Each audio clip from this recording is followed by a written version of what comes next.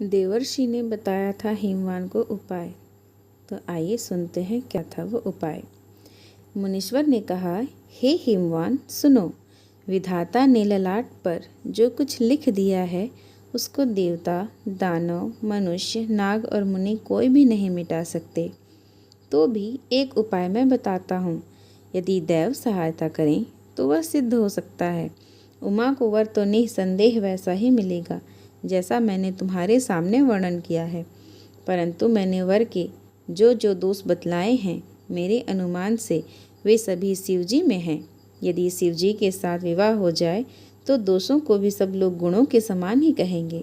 जैसे विष्णु भगवान शेषनाग की सैया पर सोते हैं तो भी पंडित लोग उनको कोई दोष नहीं लगाते। सूर्य और अग्निदेव अच्छे बुरे सभी रसों का भक्षण करते हैं, परंतु उनको कोई बुरा नहीं कहता। गंगा जी में शुभ और अशुभ सभी जल बहता है, परंतु कोई उन्हें अपवित्र नहीं कहता। सूर्य, अग्नि और गंगा जी की भांति समर्थ को कुछ दोष नहीं लगता। यदि मूर्ख मनुष्य ज्ञान के अभिमान से इस प्रकार होड़ करते हैं तो वे कल्प भर के लिए नरक में पड़ते हैं। भला कहीं जीव भी ईश्वर के समान हो सकता है? गंगा जल से भी बनाई हुई मदिरा को जानकर संत लोग कभी उसका पान नहीं करते, पर वही गंगा जी में मिल जाने पर जैसे पवित्र हो जाती है, ईश्वर और जीव में भी वैसा ही भेद है। शिव जी सहज ही समर्थ हैं, क्योंकि वे भगवान हैं, इसलिए इस विवाह में सब प्रकार कल्याण है। परंतु महादेव जी की आराधना बड़ी कठिन है, फिर भी क्लेश तप करने से वे बहुत जल्द संतुष्ट हो जाते हैं। यदि तुम्हारी कन्या तप करे तो त्रिपुरारी महादेव जी होनहार को मिटा सकते हैं। यद्यपि संसार में वर अनेक हैं, पर इसके लिए शिव जी को छोड़कर दूसरा वर नहीं है।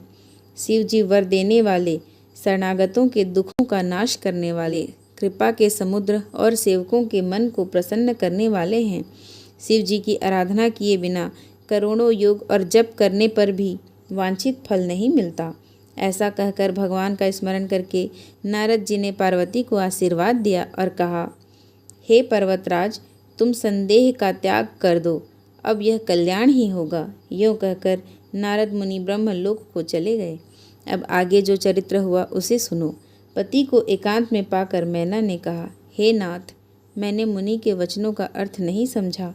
जो हमारी कन्या के अनुकूल घर, वर और कुल उत्तम हो तो विवाह कीजिए, नहीं तो लड़की चाहे कुमारी ही रहे।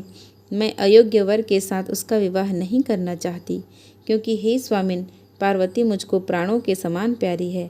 यदि पार्वती के योग्य वर न मिला तो सब लोग कहेंगे कि पर्वत स्वभाव से ही जड़ मूर्ख होते हैं। हे स्वामी, इस बात को विचार कर ही विवाह कीजिएगा, जिसमें फिर पीछे हृदय में संताप न हो। इस प्रकार कहकर मैना पति के चरणों पर मस्तक रख कर गिर पड़ी। तब हिमवान ने प्रेम से कहा, चाहे चंद्रमा में अग्नि प्रकट हो जाए, पर नारद जी के वचन झूठे नहीं हो सकते। हे प्रिय, सब सोच छोड़कर श्री भगवान का स्मरण करो। जिन्होंने पार्वती को रचा है वे ही कल्याण करेंगे। अब यदि तुम्हें कन्या पर प्रेम है तो जाकर उसे यह शिक्षा दो कि वह ऐसा तप करे जिससे शिव जी मिल जाएं। दूसरे उपाय से यह क्लेश नहीं मिटेगा। नारद जी के वचन रहस्य से युक्त और सकारण हैं और शिव जी समस्त सुंदर गुणों के भंडार हैं। यह विचार कर तुम मिथ्या संदेह को छोड़ दो। शिव जी सभी तरह से निष्कलंक हैं। पति के वचन सुन मन में प्रसन्न होकर मैना उठकर तुरंत पार्वती के पास गई। पार्वती को देखकर उनकी आंखों में आंसू भर आए। उसे स्नेह के साथ गोद में बैठा लिया, फिर बार बार उसे हृदय से लगाने लगी। प्रेम से मैना का गला भर आया। कुछ कहा नहीं जाता। जगत जननी भवानी जी तो सर्वज्ञ ठहरी। माता के मन की दशा को जानकर वे माता को सुख देने वाली कोमल वाणी से बोली, माँ सुन, मैं तुझे सुनाती हूँ। मैंने ऐसा स्वप्न देखा है कि मुझे एक सुंदर गौरवर्ण श्रेष्ठ ब्राह्मण ने ऐसा उपदेश दिया है।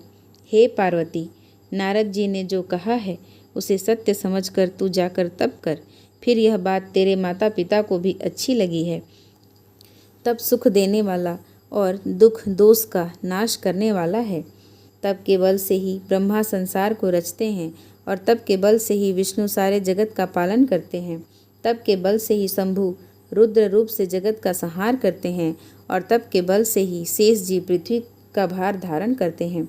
हे भवानी, सारी सृष्टि तप के ही आधार पर है, ऐसा जी में जानकर तू जाकर तप कर।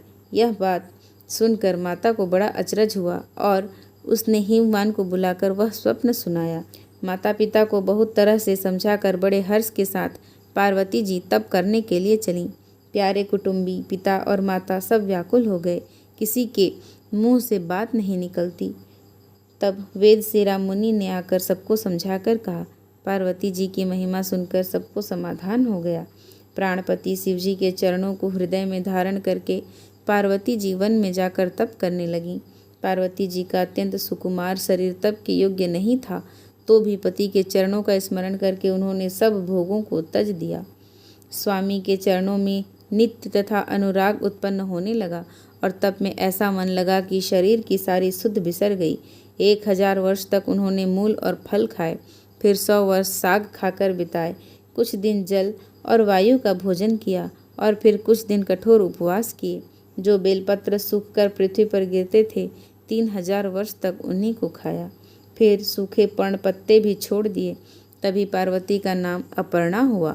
तब से उमा का शरीर क्षीण देखकर आकाश से गंभीर ब्रह्मवाणी हुई।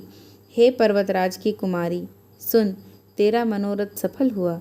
तू अब सारे असह्य क्लेशों को, कठिन तप को त्याग दे।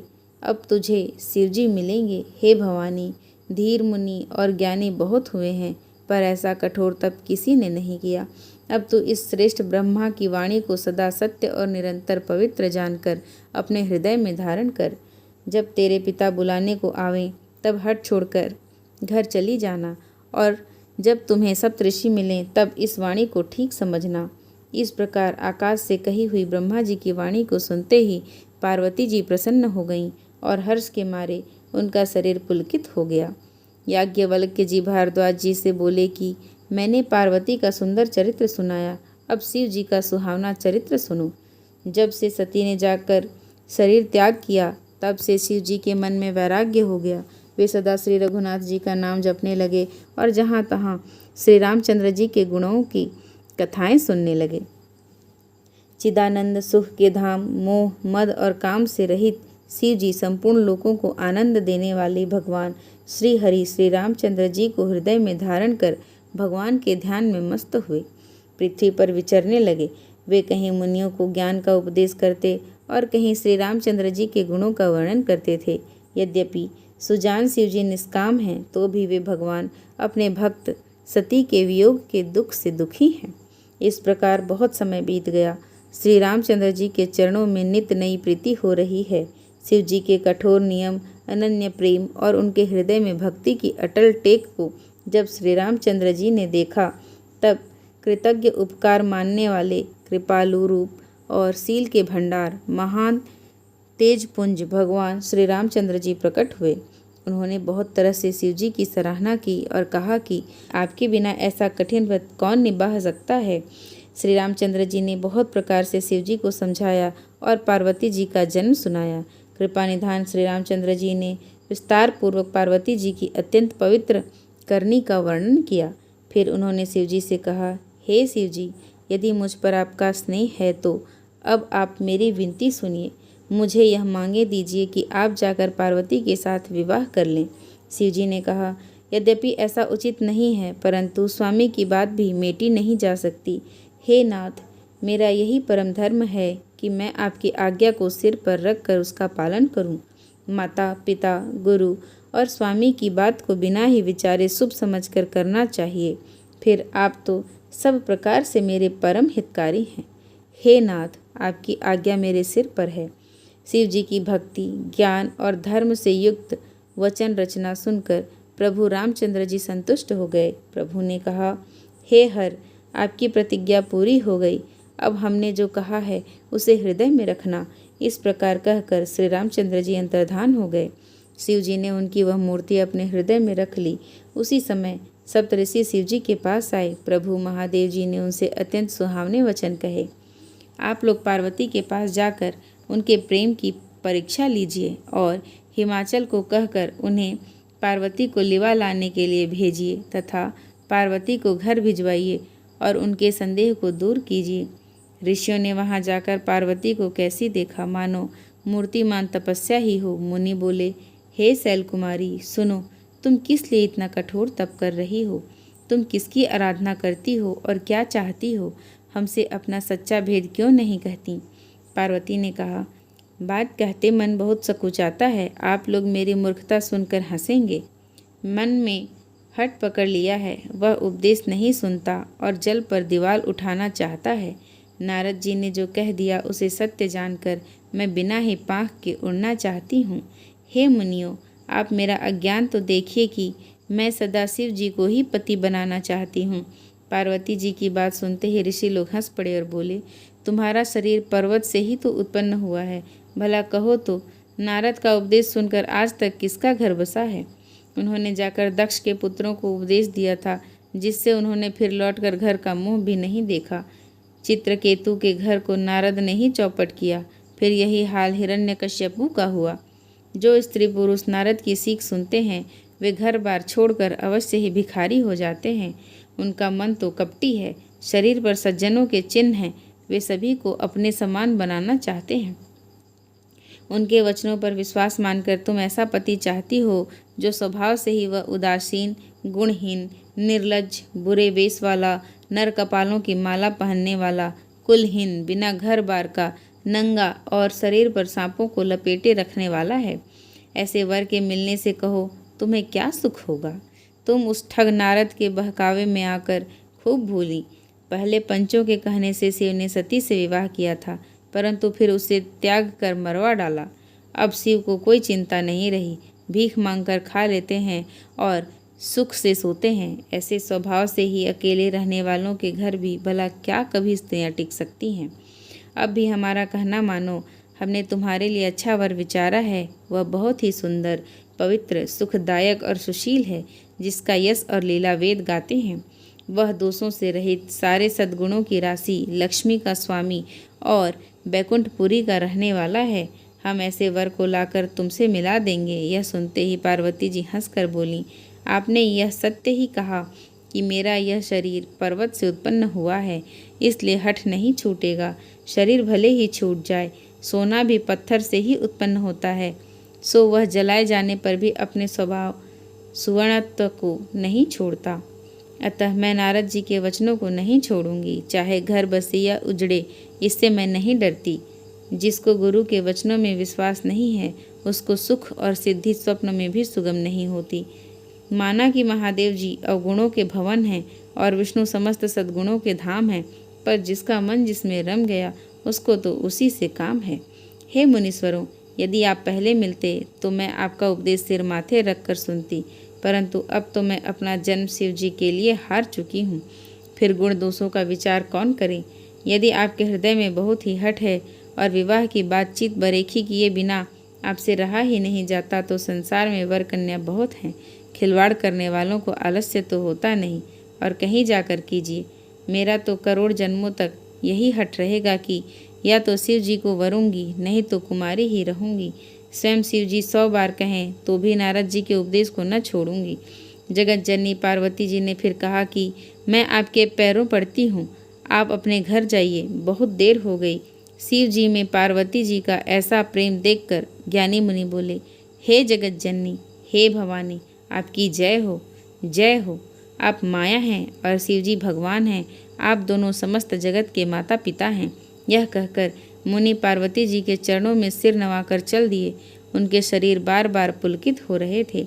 मुनियों ने जाकर हिमवान को पार्वती जी के पास भेजा और वे विनती करके उनको घर ले आए। फिर सप्तऋषियों ने शिव जी के पास जाकर उनको पार्वती जी की सारी कथा सुनाई। पार्वती जी का प्रेम सुनते ही शिव जी आनंद मग्न हो गए। सप्तऋषि प्रसन्न होकर अपने घर ब्रह्मलोक को चले गए। तब सुजान शिव जी मन को स्थिर करके श्री रघुनाथ जी का ध्यान करने लगे। उसी समय तारक नाम का असुर हुआ, जिसकी भुजाओं का बल, प्रताप और तेज बहुत बड़ा था। उसने सब लोक और लोकपालों को जीत लिया। सब देवता सुख और संपत्ति से रहित हो गए। वह अजर अमर था, इसलिए किसी से जीता नहीं जाता था। देवता उसके साथ बहुत तरह की लड़ाइयाँ लड़कर हार गए। तब उन्होंने ब्रह्मा जी के पास जाकर पुकार मचाई। ब्रह्मा जी ने सब देवताओं को दुखी देखा। ब्रह्मा जी ने सबको समझाकर कहा, इस दैत्य की मृत्यु तब होगी जब शिव जी के वीर्य से पुत्र उत्पन्न हो। इसको युद्ध में वही जीतेगा। मेरी बात सुनकर उपाय करो, ईश्वर सहायता करेंगे और काम हो जाएगा। सती जी ने जो दक्ष के यज्ञ में देह का त्याग किया था, उन्होंने अब हिमाचल के घर आकर जन्म लिया है। उन्होंने शिव जी को पति बनाने के लिए तप किया है। इधर शिव जी सब छोड़ छाड़ कर समाधि लगा बैठे हैं। यद्यपि है तो बड़े असमंजस की बात, तथापि मेरी एक बात सुनो। तुम जाकर कामदेव को शिव जी के पास भेजो।